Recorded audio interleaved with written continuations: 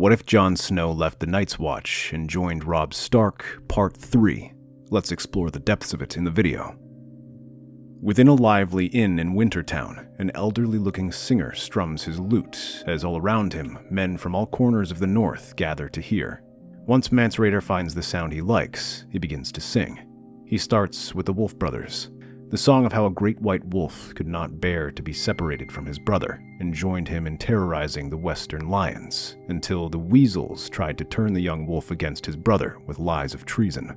Rather than let his name be tarnished, he took up arms, cutting down his brother's enemies, the mad raiders who dared to invade his lands and the wild men of the north. After the tale finished, he turned to another tale, one of stars and the Trickster. As the young wolf accepted the surrender of his foes, a little man, a vile trickster, arrived, promising armies for the wolf's mother. Yet what this trickster truly wanted was his kingdom.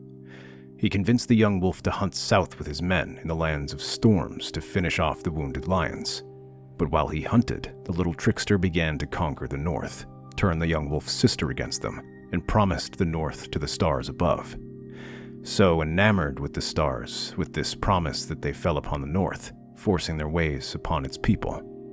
Finally, he plays the sapphire dragon. As the young wolf hunted, riding through the storms, huntsmen and knights from the Reach came to try and slay the young wolf, but their war had awoken something greater, a young dragon with brilliant sapphire scales. Rather than fight the young wolf, they joined forces and slew the huntsmen, took the lion's den, and drove the stars back where they belonged. The Northmen and wildlings all cheered, clapping their hands and banging their cups. It is not difficult to feel a sense of comfort south of the wall. For the first time in years, it seems that peace has finally fallen onto the realm. With Aegon VI now sitting on the Iron Throne, it seems like there is now a true king of the Seven Kingdoms. With the help of Robb, he can secure the alliances of the Vale, Dorne, and the Stormlands, while the North and Riverlands remain loyal. Even the Westerlands and Reach have no choice but to surrender. This leaves the Iron Islands and their mad ruler Euron Greyjoy to contend with. He raids the western coasts, leaving them unable to fully recover. But with the Crown lacking much naval strength, they cannot challenge Ironborn, forcing the Lannisters, Redwynes, and Hightowers to do most of the fighting. Meanwhile, remnants of the Faith militant persist, traveling to villages and holdfasts to rile against the murderous Aegon Targaryen. Though the North and the Golden Company have worked to eradicate them, hundreds still prowl, now with little more than bandits and rebels. They claim Euron's invasion is divine punishment for the unholy king and urge the people to rise against him. Among the crowds who listen to these sparrows, one figure listens to the sermon, gauging their reactions. Sir Barristan Selmy pulls his hood up and begins to depart. As one of the only men with experience in Westeros and Daenerys' court, he was sent ahead to determine the mood of the Seven Kingdoms and whether they were ripe for invasion. He begins to leave, but notices one figure looking at him. To his surprise, he recognizes the figure even with his drastic change. His hair, once spun like gold, is now pale. His face is sunken and haggard. His rich clothes were traded for simple brown robes. Lancel Lannister. The young knight invites Sir Barristan to talk over a fire. The two chat and discuss their new lot in life. With Lancel now a formal member of the Faith militant, he continues to preach against Aegon VI, claiming a king has no right to dictate the will of the Faith. Here Sir Barristan makes an offer to join forces with Daenerys, who might be more amenable to taking concessions with the Faith, especially if they help her take the Iron Throne. Lancel is intrigued, but Sir Barristan tells him to travel west where the small folk might be more willing to join them. A few weeks later, on a dark and quiet night, a small fleet glides across the narrow sea, their flags bearing the three-headed dragon of House Targaryen. Yet the garrison was not informed of any oncoming ships. They begin to mobilize just as the fleet anchors offshore. The defenders raise the alarm, gathering their weapons just as the men rush forward, a mix of freemen, sellswords, and a detachment of Unsullied. The garrison fights bravely, but they are small and ill-prepared. Without naval support, they have no hope for resupply. Soon the scaling ladders are placed on the walls, and a ram batters the gate. Though the garrison kills 5 men for every that falls, it isn't enough to halt their advance, and by morning, Daenerys holds Dragonstone. When the news breaks in the capital, Aegon calls for an immediate response. However, they do not have a large fleet as the royal fleet is too small to challenge them. It will take time for them to properly launch a counterattack, but in the meantime, all eyes will be on Dragonstone. But this is exactly what Daenerys wishes. Meanwhile, in the Reach, the Red Wine fleet is hard-pressed against the Ironborn, who have seized large swaths of the coastline. The Red Wines fight valiantly, retaking ground inch by inch, but the Ironborn are fierce, and their longships dart in and out of hiding spots and shallow rivers to strike like wolves, harrying their prey. During one such battle, the Ironborn sail out one of their captured ports, nearly 50 longships to the Redwind 30. It would be a hard battle, but Lord Paxter continues sailing ahead. That is until one of his officers reports black sails from behind. He turns and freezes, seeing the Iron Fleet behind them on their upgraded longships. They are over 40 ships, and for a moment he fears that he's being outflanked. But through the forests of masts, another shape flies down, a trio of dragons. Panic spreads like wildfire through their ranks as the beasts descend, flames licking the heavens. Surprisingly, the dragons unleash their fury on Euron's fleet. Fire rains down upon the lead longship, which is reduced to smoldering wreckage. The Red Wine fleet halts its advance, stunned as the dragons scatter the once mighty Ironborn fleet. The Iron Fleet surrounds the surviving ships, capturing them, but the lead ship, Iron Victory, demands an audience with Paxter Redwyn.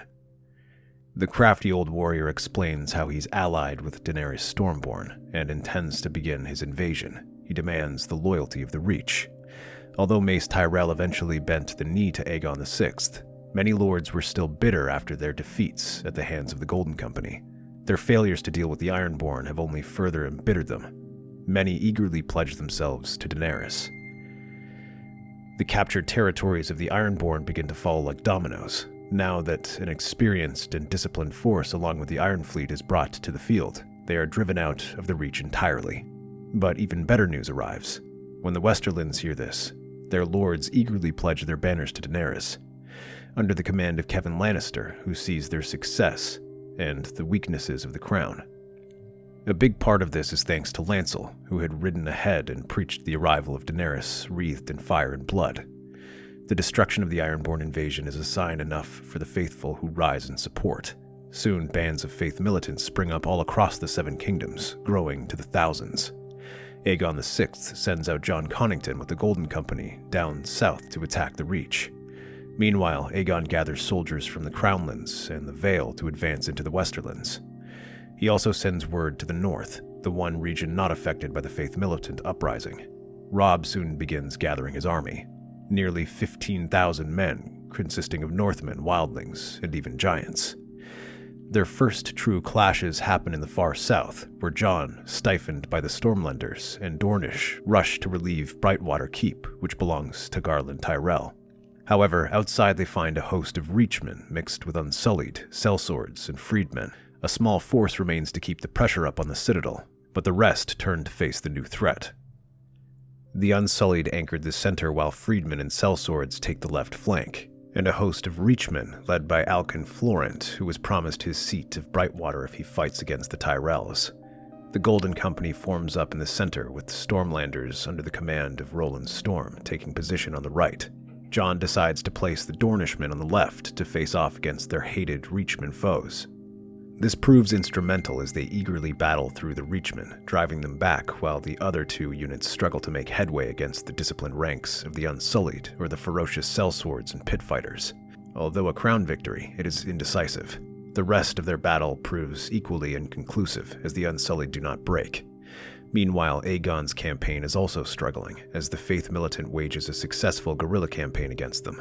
Led by Lancel Lannister, the remnants of the militant ambush and strike the royalist host, using the rivers to sail up and attack. However, Aegon destroys many outlawed bands. But under the counsel of his advisors, he pardons the survivors who wisely retreat to their villages. Soon, hundreds begin to slip away from the Faith's army rather than fight a war. However, it buys the Westermen time to mobilize, as Kevin gathers 10,000 men who are joined by Daenerys' freedmen and Unsullied. By the time they cross the Golden Tooth, they are organized and well-equipped, putting up a difficult fight in the upcoming skirmishes. However, Aegon's forces prove equally ferocious, and the Vale Knights scatter the freedmen in a series of charges while the Crownlanders and loyal Rivermen close in. But the Lannister forces hold form until Daenerys Targaryen, astride Drogon, launches a devastating counterattack. Her dragons rain fire on vulnerable rearguard as her unsullied freedmen sweep into the panicked center remnants of his army. In mere hours, Aegon's forces are scattered to the winds, leaving him stranded with a battered core of loyal soldiers. Lancel rallies the remnants of the Faith militant and blocks his escape route to King's Landing, while Kevan Westerman presses in on him. The only relief comes from the north. Robb Stark crosses the neck with his army. His advance guard, bolstered by giants armed with massive clubs and crude bows, wreaks havoc, crushing Daenerys' freedmen and opening a path for Aegon to slip away. Robb orders the River Lords to return home and simply harass the main forces as he remains in Moat Cailin, where Sir Barristan Selmy tries to present terms. Your Grace, Daenerys Stormborn is not her father, nor her brother. Your ancestors served House Targaryen with honor, and she remembers their loyalty. There is no need for war between you. No need for war, you say? Aye, we were loyal, and how was that loyalty rewarded? That was before my grandfather was burned alive while you stood there and watched. Sir Barristan, just as you sat and watched as my father was betrayed, remind your Dragon Queen that no army has ever crossed the neck without permission. Daenerys, undeterred, turns her sights on the neck, determined to press northward. Her army advances slowly through the swampy terrain. However, now it is their turn to face the brutal guerrilla war, as the Cronnogmen harass their every step. Aided by wildling raiders, they strike at every opportunity, and even the disciplined Unsullied can't stand against this type of fighting. Reluctantly, Daenerys pulls back and uses her dragons instead, burning through the swampy lands to clear a path for them. From the shadows, giants emerge, armed with bows large enough to rival the siege weapons of the south. They fire at the low-flying dragons, their arrows massive and deadly. One strikes Viserion's flank, forcing the dragon to scream and veer off, blood pouring from the wound. Another grazes Rhaegal, who retreats to the skies. Even Drogon, mighty and fearsome, takes a hit to his wing, grounding him briefly, before Daenerys orders their retreat. True to Robb's word, no army can cross the neck, dragons or not. The momentary reprieve allows Robb's forces to counterattack, emerging from the hidden paths of the neck. His men charge with the fury of wolves, driving Daenerys' disoriented army back. The freedmen, struggling in the swampy terrain, falter as the giants tear through their lines, and the hardened Northmen press their advantage. The frozen winds howl through the towering ice wall as scouts rush into Castle Black, stammering accounts of an army of death marching on the wall. The horn sounds once, twice, then a dreaded third time. The others are here. The defenders scramble into position, archers lining the wall and the gate sealed tight. The first wave of wights slam into the wall, their dead hands clawing at the ice as the Night's Watch rain fire and arrows upon them. Yet for every wight that falls, two more seem to take its place, and they begin to climb the wall. But something feels different. They seem driven to the point of madness by something. Word of the attack spreads swiftly across the north, reaching Robb Stark's camp. Although Aegon wishes to continue the offensive and finish Daenerys off, Robb reminds him that a king must serve his people and will not abandon the north. Robb calls for several prisoners taken in the recent campaign, including Brown Pen Plum and Sir Barristan Selmy. At first, neither can believe what they are saying, but Robb gives them a harsh look. You claim you knew my father, Lord Barristan. Then you know he could not lie for his life, and neither can I. If you think this is a mercy, then you are mistaken. With the White Walkers around, you'd be safer rotting in that cell. What I ask of you is difficult. Make no mistake. Tell your queen what I've told you and make her listen. As they approach the wall, they are relieved to see it still holding. But the White Walkers are relentless. They attack day and night, their wights climbing the walls and dragging rangers down while they batter at the gates relentlessly.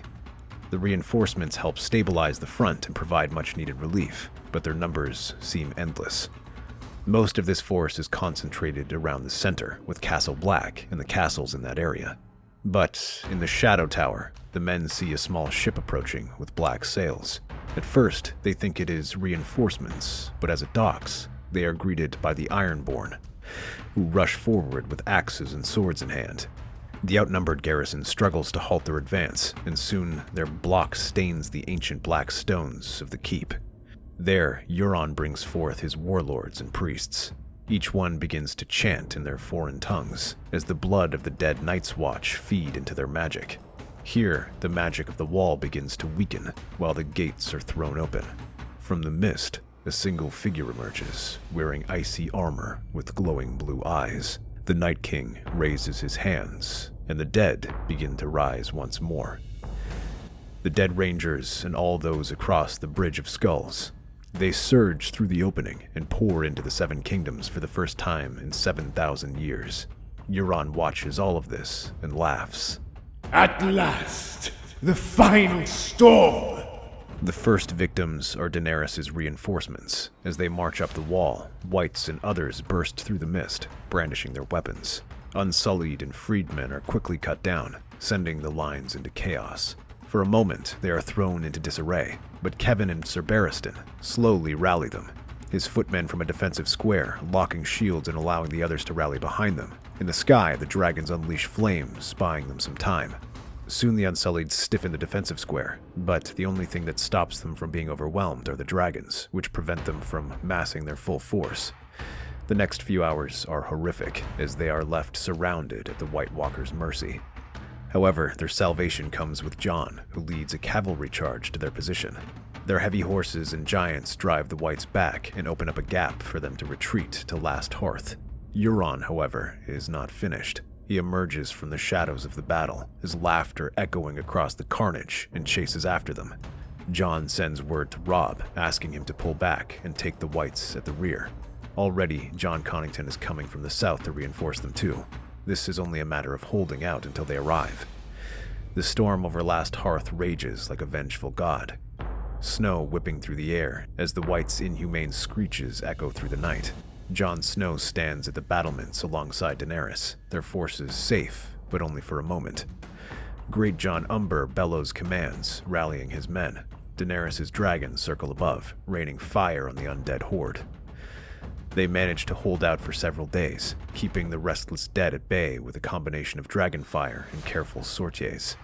But it is far from bloodless, as their army is at the breaking point, with the walls starting to break down. Jon drives back the undead who scale the wall, his sword flashing as they try to find a foothold. Below, the Night King looks at the rear, surveying his army, but at the front is Euron Greyjoy.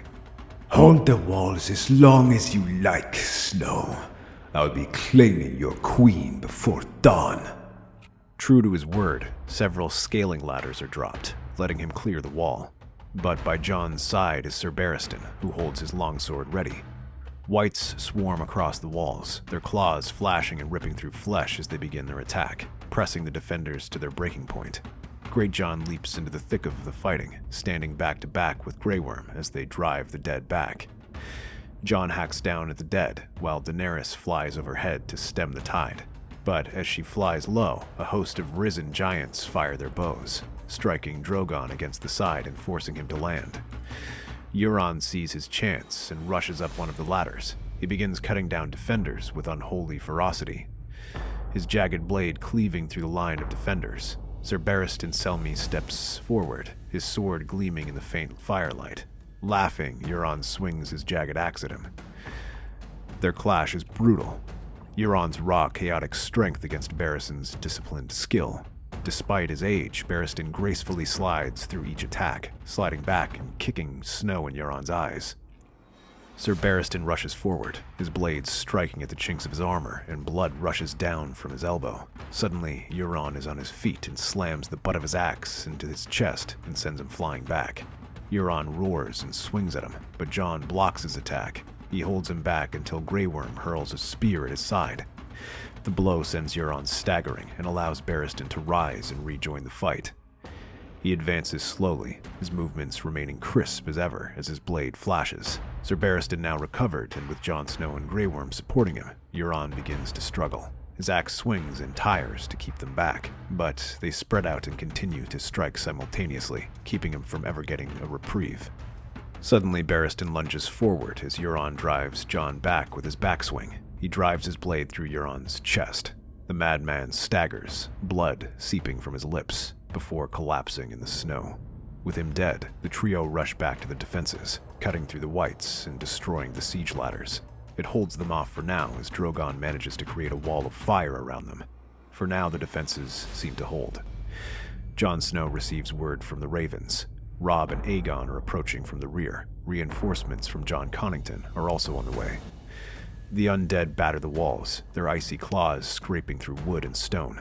Each time the dragons strafe the field and create another wall of fire, the Night King puts it out, leaving them with a shorter window to recover.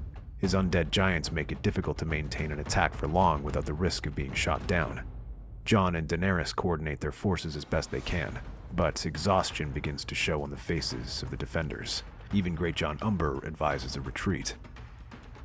Robb and Aegon march through the blinding snowstorm, riding down the whites. Their assault begins with precision.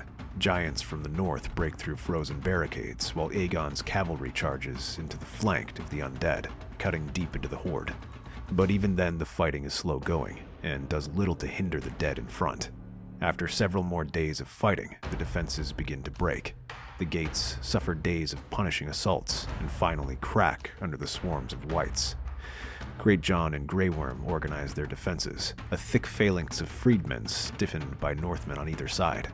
They hold off the whites for a little bit, but their numbers are endless, and the numbers begin to show. Jon and Ser Barristan stand in the midst of this, trying to protect their brothers in arms.